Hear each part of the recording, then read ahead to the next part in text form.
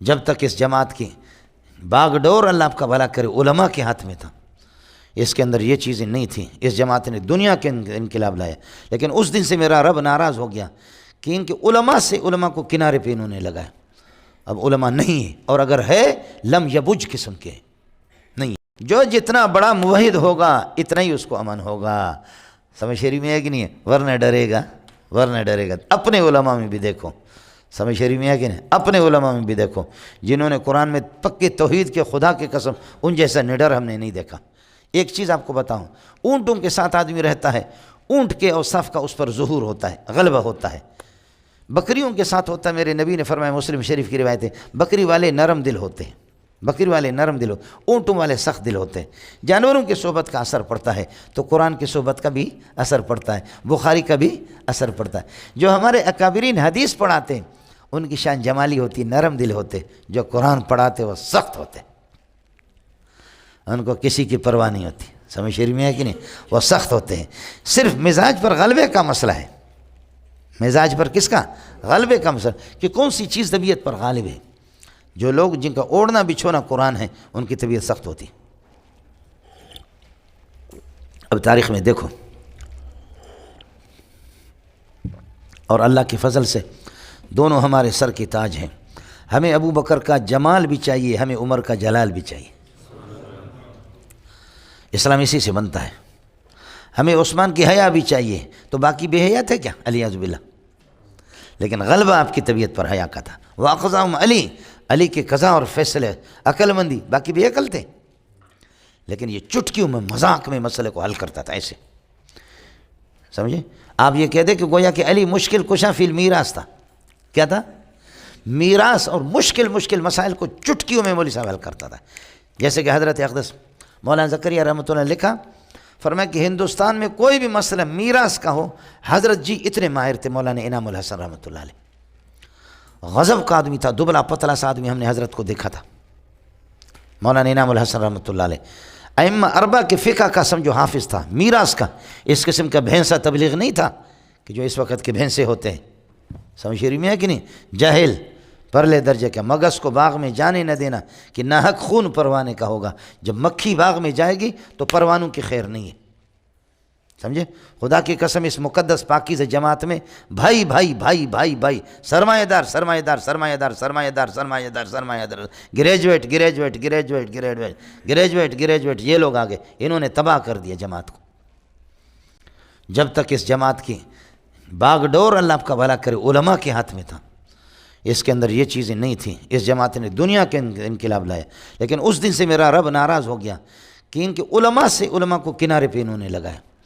اب علماء نہیں ہے، اور اگر ہے لم یبج قسم کے نہیں ہے، اور اگر ہے تو قرآن و حدیث سے خدا کی قسم اتنا ناواقف ہے کہ توبہ الامان الحفیظ۔ ہمارے اساتذہ تھے، میں نے ایک دو کو لکھ کر کے دے دیا، ہم ایک ساتھ تھے، ایک لکھ کر کے دیا، میں نے کہا یہ جو سند حدیث جو آپ بیان کرتے ہیں الی رسول ہے، یہ جھوٹی سند ہے۔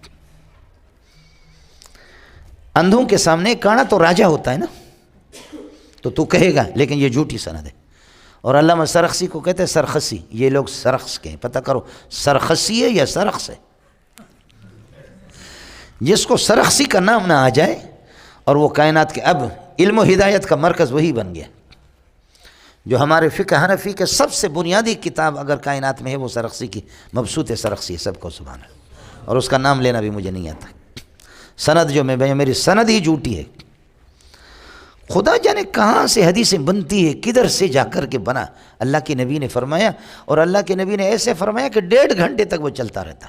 اتنی لمبی حدیث نہ عمر نے سنی نہ عثمان نے، ایسی لمبی حدیث نہ عمر نے سنا، نہ عثمان نے، نہ علی نے، کسی نے بھی نہیں سنا۔ یہ کدھر سے لائے؟ کس کس کر کے جھوٹ خود بولو، اس کو نبی کے کھاتے میں ڈالو، نسبتاً الی رسول اللہ صلی اللہ علیہ وسلم۔ تمہاری داڑھی جتنی بھی بڑی ہو، لیکن اب فلیتبوأ مقعدہ من النار۔ آپ کو مسئلہ سمجھ آ گیا؟ یہ مولانا صحابہ کرام باوجود ما جلالت شانی اس آیت میں کچھ انہوں نے کہا اینا لم یظلم یا رسول اللہ، حضرت ہم میں سے کون ہوں؟ اہل لسان تھے، قانون کو دیکھو، ظلم نکرہ تحت النفی واقع لم یلبسو، اور کسی قسم کا ظلم انہوں نے نہیں کیا ہو، تو صحابہ نے بھی بالکل نکرہ تحت النفی واقع، انہوں نے کہا یا رسول اللہ اینا لم یظلم، ہم میں سے کس نے ظلم نہیں کیا؟ ظلم تو کیا ہے، اس نے ذرا کم کیا میں نے زیادہ کیا ہے، اس نے کچھ کم کیا ہے میں نے زیادہ کیا ہے، اس نے کم کیا ہے۔ کوئی انڈا چور، کوئی مرغا چور، اس دنیا میں سب چوری چور، بولو کوئی انڈا چور، کوئی مرغا چور، چوری چور تو ہوگا۔ حضرت ہم سے قصور تو ہوا ہے، قربان جاؤں۔ حضرت نے ان کا اعتراض بھی قاعدہ پر مبنی تھا، یہ ہے علم، اور جواب بھی جس نے دیا وہ رئیس العلماء ہے، وہ رئیس الانبیاء، علمت علم الاولین والآخرین، بخاری میں ہے۔ فرمایا کہ یہ جواب دیا کہ ظلم کا فرد کامل مراد ہے، بولو فرد کامل مراد ہے۔ المطلق اذا اطلق یراد به الفرد الکامل، فرد کامل۔ ظلم کا فرد کامل شرک ہے، ان الشرک لظلم عظیم، بولو بس مسئلہ ختم ہو گیا۔ خلاصہ یہ نکلا کہ ظلم دون ظلم مراد نہیں ہے، ایک خاص قسم کا ظلم مراد ہے۔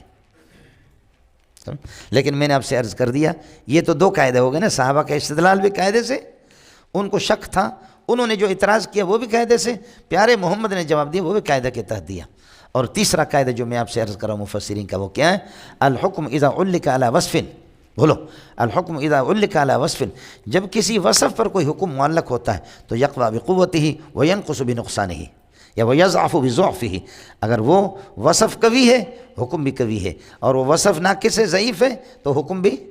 اب حکم ہے امن من العذاب، کہ کون عذاب سے محفوظ ہوگا، بالکل امن میں رہے گا۔ فرمایا کہ جتنا بھی شرک سے دور رہے گا، جتنا بھی شرک سے ایمان جتنا مضبوط ہوگا، الذین آمنوا، جتنا ایمان مضبوط ہوگا، جتنا ایمان مضبوط ہے۔ ارے مولویو سمجھ، اگر اپنے سر اٹھاؤ، سمجھے بات، سمجھو میرے، پھر اس کو کوئی ماں کا لال رد کر کے دکھائے، سمجھ شریف میں ایمان غیر مولوی کا، غیر عالم کا محفوظ ہی نہیں ہے، کہتا جھوٹ بولتا۔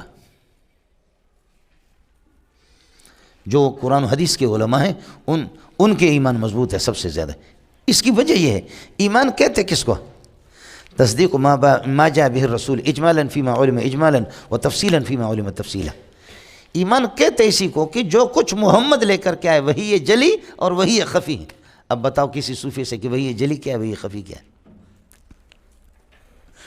ایمان نام اس کا ہے نا، کہ وہی یہ جلی کو جانتا ہو وہی یہ خفی کو جانتا ہو، جاننے کے بعد پھر تصدیق کرے، پھر سچا جانے اور سچا مانے۔ تو اس حدیث کو جانتا ہی نہیں ہے تو سچا جانے گا کہ اور مانے گا کیسے؟ اس لیے بخاری نے علم سے استدلال کیا کہ جو سب سے بڑا عالم محمد ہے، انا اعلمکم باللہ، اس میں تفصیل، انا اعلمکم باللہ واخشاکم للہ، میں سب سے بڑا عالم ہوں اس لیے میں محمد سب سے بڑا مومن ہوں، سب کو سبحان اللہ۔ بخاری نے اسی سے استدلال۔ تم لوگوں میں نر کتنے، کون سمجھا؟ السلام علیکم جی دوستوں، آپ نے دیکھا اور سنا شیخ مولانا منظور مینگل صاحب کو کہ شیخ مولانا منظور مینگل صاحب کیا بیان فرما رہے تھے۔